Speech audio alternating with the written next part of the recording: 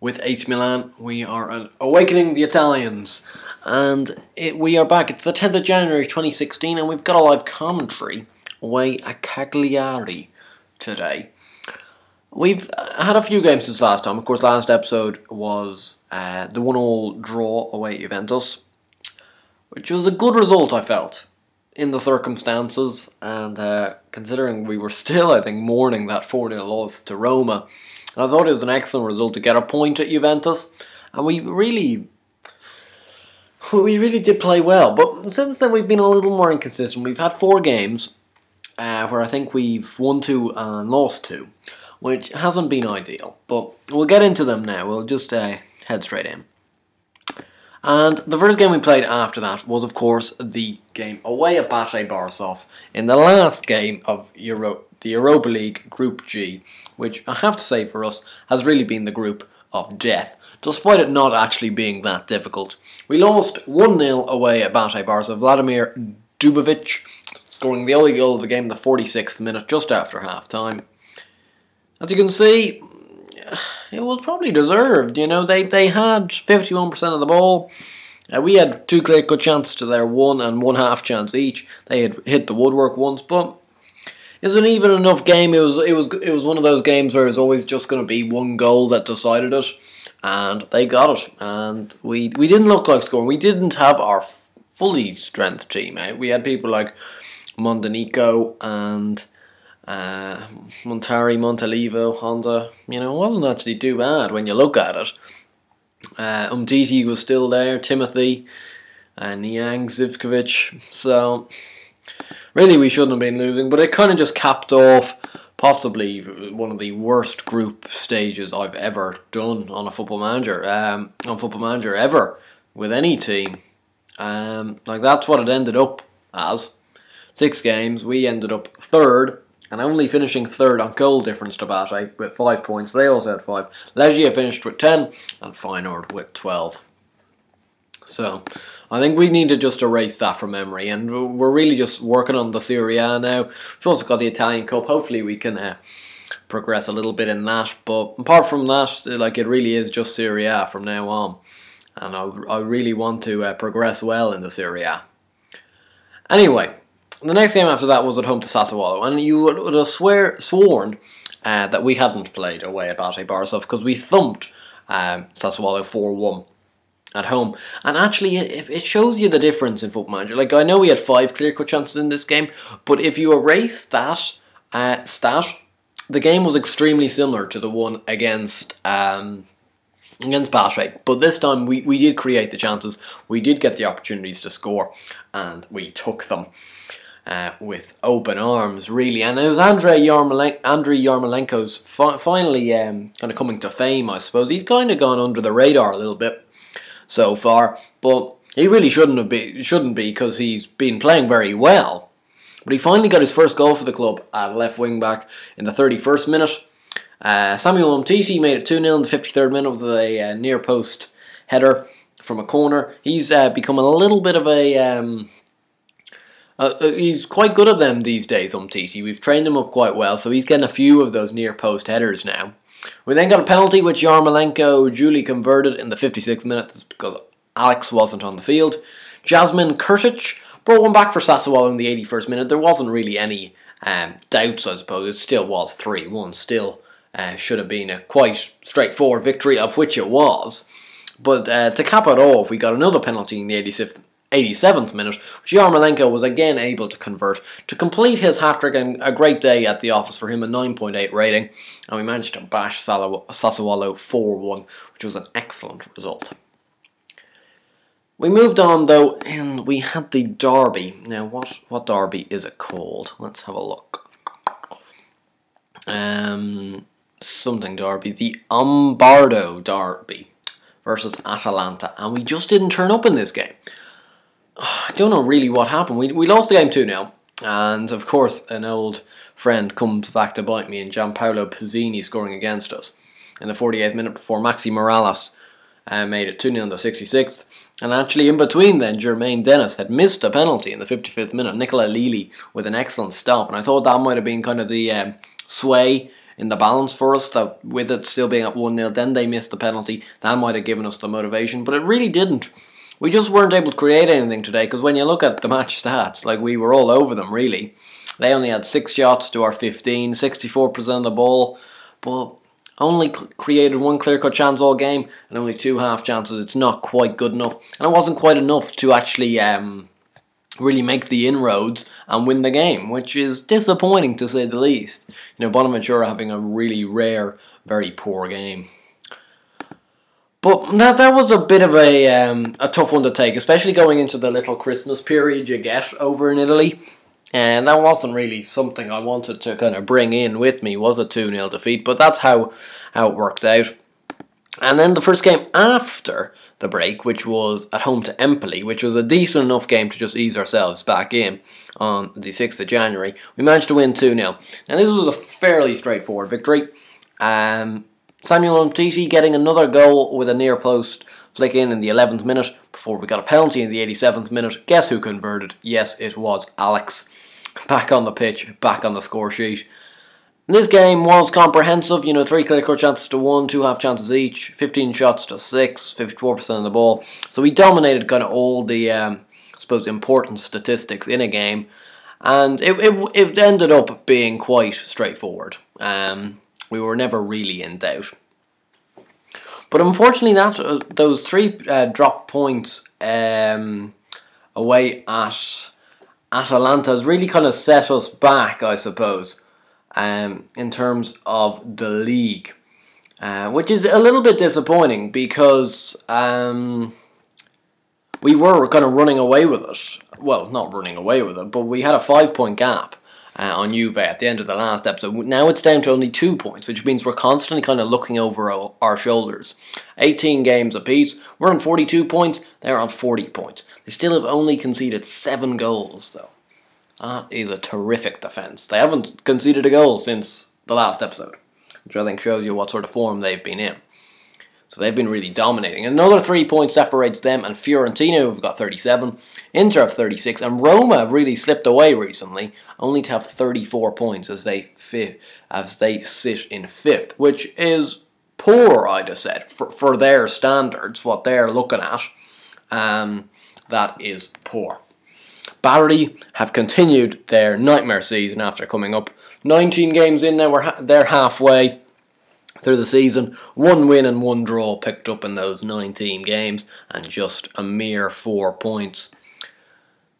Which I feel a bit sorry for them, because sometimes you get that with teams that just really aren't ready to come into the league. Like if we have a look at their firstly their net transfer spends, let's have a look. Did they buy anybody? Oh God, they did. Well, 716k was their net transfer spend, which isn't that much. Especially for a team coming up, it's not that much. And their salary per annum, oh God, their salary per annum isn't even that. It's 10 million, which isn't much considering we've got 73 million and Juventus have 104. But Perugia have 8.76. They're really overachieving in 11th place. They're punching well above their weight. And what about Bologna? No, it's Empoli who are next, and then Bologna. So that's how it works really in the salary per annum stakes at the moment. We've really whittled it down a little bit, because at the start we were well up there. I think we were on around 78, 79 million, so we've whittled a little bit off with the amount of guys going out. In terms of ins and outs, there hasn't actually been anyone coming in so far in the January transfer window, and I don't think there mightn't be anyone that comes in. Christopher Aguirre has gone on loan to Catania in Serie B. They're top of Serie B, and he's going to be a key player for them. 17 years old. I felt it was right for him to just get that little bit of game time in, to try and develop into a player that's going to challenge for the first team next term. In terms of players in, though, we've managed to sneak a few Bosmans. Unfortunately, Yuri Tielemans, it didn't work out. We went in for him. He's unfortunately joining PSG on a freebie, which is disappointing considering I did offer him a fair whack of cash. I think it was 23 grand, and then it came up that he actually had chosen to go to PSG for only 15 grand, which I felt a little bit hard done by, because I know he can be an excellent player on this year's game. But we did manage to pick up another one of the I was so cold, Wonder Kids. Unfortunately, we can't see his attributes on this game because I haven't fully scouted him yet. But Pavel Savitsky, who you can usually pick up at the start for next to nothing from Neman Grodno, but he only went this time to RMP over in the Belgian Pro League. Sometimes he goes to a much bigger club, which means it's much harder to pick him up. Well, actually, let's get a scout report on him right now, just for just safekeeping, really. But we've approached to sign him. He's going to come in. Now, he's not on too much wages. I think he's only on around 10 grand a week as a hot prospect, even though he's 21. So I'm taking a punt on him. I do think at least he'll be able to get us some revenue back, or some transfer revenue back, because I think we'd be able to sell him on for some money, even if he's not great. And then, so he's a young guy coming in, and we've gone completely against, really, my usual policy with the other signing, but I just couldn't turn it down, which was Andrea Pirlo is going to join AC Milan. Now, this is going to be a little bit controversial, because, of course, he was an AC Milan player, then he moved to Juventus on a free, and he's now moving back to AC Milan on a free. So, take what you want out of that. He's still a class player though at 36 years old. Now I think he's on 110 grand at Juventus. I don't think we're paying that at all. I think we're paying around 80 grand, which is still a fair amount for a guy of that age, but he wasn't going to take anything less. But with those mental attributes, I'm really hoping he might be able to develop a youngster like Christopher Ager, or Ager, I'm not sure how you pronounce that, but into really the guy he needs. I think he's coming in on a 2-year deal, which might probably see him out till the end of his career, and he is returning to the club that made him. He really made his first steps with AC Milan. Like, of course, he did play for Inter for a bit, but didn't really make it at Inter. But AC Milan was his first real, and probably the longest he's ever been at a club, and then he went to, of course, Juventus. But he's coming back. So anyway, I think that's enough on the transfers and statistical point of view. So we'll get into today's game against Catania. And let's see how we can get on. The team we've gone for today is Diego Lopez in goal, back five, Yarmolenko, Umtiti, Munoz, Zabata, and Desciglio. This is because Marlon, I think, is out injured at the moment. Yes, he is. He's coming back soon enough. He's coming back in 5 days. Zivkovic also picked up a fairly long-term injury. Well, not really, but like 3 weeks or so. He's coming back imminently. So he makes the bench today. De Jong and Neusteuter back in the centre of midfield, but Bonaventura playing off Ings and Enriquez. So it is a solid enough team. It hasn't really changed too much throughout the whole course of the season. Only really injuries have been the one to adjust it. Now, as we can see, they're playing a very adventurous 3-4-3 formation. So hopefully, it is very attacking, but hopefully we can catch them out defensively today. I'm not sure. We might be able to. We might not be able to. We'll have to see how we do. So anyway, we get things underway here, and Cagliari are kicking from right to left.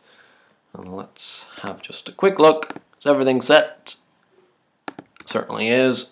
And we'll get things underway here.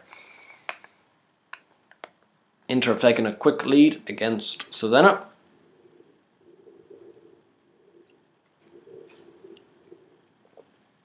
But other than that, nothing has happened in our game in the first 10 minutes. And now 15. And now 20. Still nothing happening. We've had the better of the game so far, but haven't exactly put them to the sword yet. I wouldn't have thought. And we're down to second now. That's obviously because Juventus are 1-0 up. Umtiti with a good header away, but Alban Ekdal comes in. Longo. Oh no, Capello. Oh, that's a good block. First clear-cut chance does fall to Cagliari, though. They've been doing quite well, probably overachieving a little bit for their standards. I think they're in 7th, which is a very good season for them so far. So hopefully we'll have to see whether they can keep it up. We haven't really created anything yet. We've had a lot of chances and a lot of the ball, but nothing really to... Oh no! Oh, clear off the line by Yarmolenko. And even though they've only had 2 shots, they have been 2 clear-cut chances. And despite only having 41% of the ball, they've had 2 clear-cut chances. As for we've had 59% of the ball and a few more shots and really haven't created anything in this first half. And that's not a great first half. And considering Juventus, I know they're at home to Fiorentina, but you got to bear in mind Fiorentina are third. They're one of the few teams you might think might have nicked something from Juventus, and Juventus are already 2-0 up. So that's a little bit concerning, because I really don't see where Juventus are dropping points at the moment. And we're going to take off Danny Ings, bring on the youngster and buy Niang. He seems he's gone a little bit off the boil. Well, maybe I'm being a little harsh because he is a youngster, but he always seems to do it in the live commentaries. So we'll bring him on. Hopefully he's a bit of a live commentary specialist and can bang ourselves a goal today, because it looks like it's going to be another one of those games that's just going to take one goal to settle this game. And most of the time, to be fair, this year we have been the team that have gone out and gotten that goal. But today I wouldn't be so sure. And we're going to make another change. We'll bring on Kazuki Honda for Roman Neusteuter. Give us a little bit more creativity in that middle of the park. Neusteuter is still a fairly typical kind of more defensively minded. Him and De Jong are still both quite defensively minded midfielders. Desciglio's picked up a knock, and that is unideal.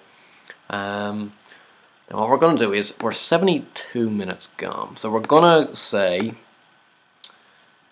Oh, no, will we do that in a second? No, we're going to go overload, which is actually a bit risky, but with the possession we're having, I feel it's necessary.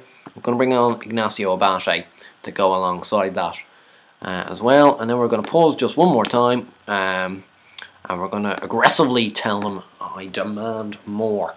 And in this last 17 minutes, Cagliari have the ball.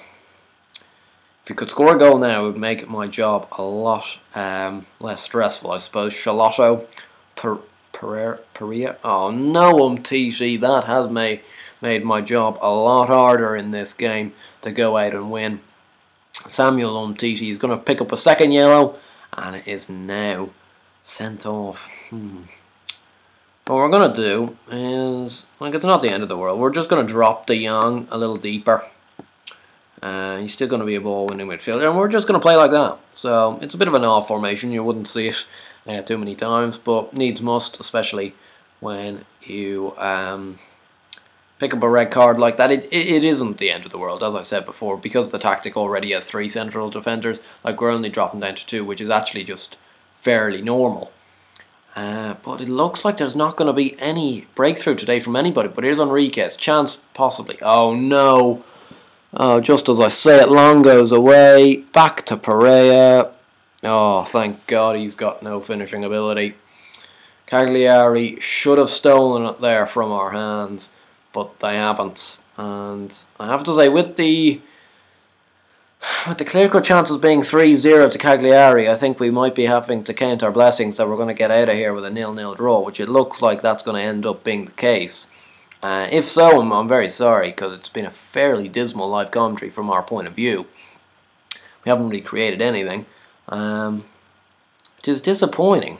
It really is disappointing. I'm going to aggressively tell them that I'm annoyed with that performance. It says we were unlucky, but I don't know how you could say we were unlucky when we actually didn't end up creating anything. And we do, for the first time in a long time, we have slipped in a second place on goal difference.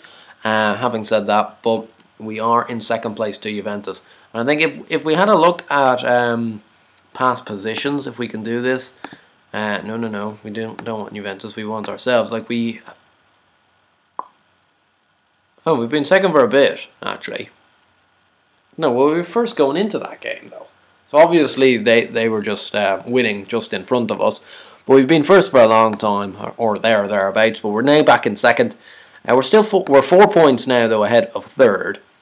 But I suppose we could have done. I would have preferred a win today. Keep in first place. Desciglio's out for 3 weeks. That's not ideal. But nonetheless, Niang vows to end goal drought. Yeah, he's suffering a little bit at the moment. The youngster. Maybe we will just have to give him a little bit of an individual morale boosting team talk sort of thing. Not team talk, conversation. And with the next live commentary you guys will see, will be at home to Torino. So in between then and then, we've actually got 5 games, which is a fair amount. We've got Pescara at home in the Cup, Bologna away, Lazio at home, Genoa away, and Napoli at home. Napoli, of course, underachieving a lot this year, only in 12th position. But then we've got Torino. Anyway, if you guys enjoyed this video, please do give it a like and subscribe to the channel if you already haven't. I'll see you guys later. Bye.